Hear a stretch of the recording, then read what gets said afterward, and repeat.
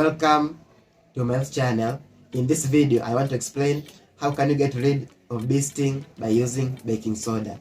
How can you get rid of bee sting by using baking soda? So if you're new to my channel, make sure to subscribe for more healthy videos. And if you like this video, just don't forget to give it a like. So let's begin.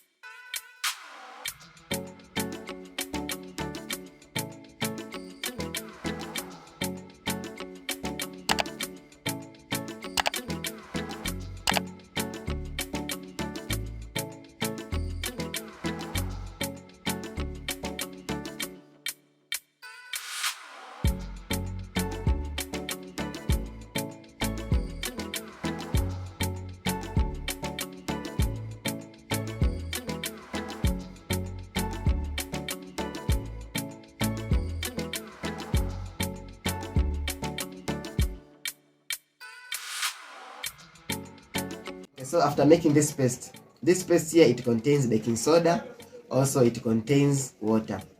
So after making this paste, you are going to apply to the affected area. For example, let us take for example, I was bitten by a bee to the hand, so I'm going to apply this paste.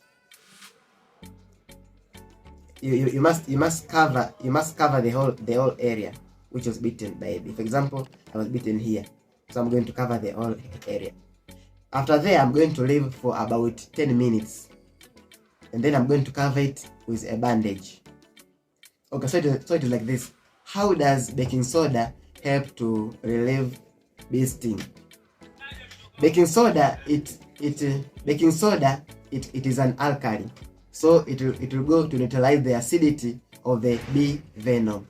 So baking soda help to reduce the swelling, the itching, also the pain. But when you apply this baking soda to the affected place, but still there will be swelling or itching, you need to go to see the doctor. So thank you for being with me.